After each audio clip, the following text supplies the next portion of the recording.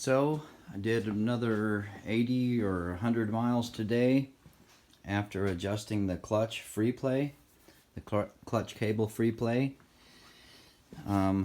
with the finding neutral problem. I'm not so sure it really solves the problem. It definitely makes the clutch, more responsive. It feels better, but and it puts the friction zone right out there, so you can just barely tap the clutch, bip, bip, bip, bip, bip, and get your gears. I did notice that it was kind of funky in that, look at that TFT display. Oh, that thing's awesome. I did notice, though, that a lot of times I would be in neutral, but it wouldn't register it on the display. So let me try real quick here with my big old clunky boots, because that's what I wear when I ride, and see. So I just went up to second just now. Let's click down. Now I got neutral. Super easy to find when the bike is not running, but when it's running, it's a whole different story. Right now, what am I at? 468 miles on a 2023 KTM 390 Adventure. So I know I got some braking left to do. Sometimes when bikes are brand new, the transmissions are really stiff. They're really kind of clunky. They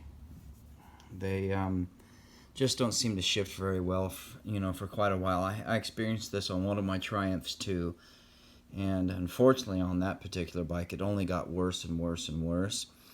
I'm hoping that this one gets better and smoother. I don't know what it is.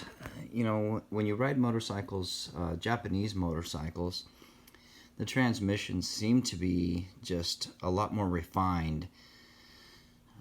European motorcycles, on the other hand, unfortunately, which are also my favorite, are European motorcycles. They just tend to be a little bit clunky in general. Part of it might be the drivetrain lash. As I said in my video yesterday, the swing arm is really long, so there seems to be a lot of driveline lash with this kind of bike. But I mean, you can get used to it, but it is kind of a pain in the butt. So whether or not adjusting out the free play, like I did yesterday, where I'm adjusting it from the actual clutch lever down on the engine, and then of course taking up the remaining balance up here at the lever, whether or not that solves that issue or not, I don't know. The jury's still out. I don't want to be too overly critical. I do want to get through the break-in period. Motors tend to settle in, parts are meshing better, everything seems to work smoother.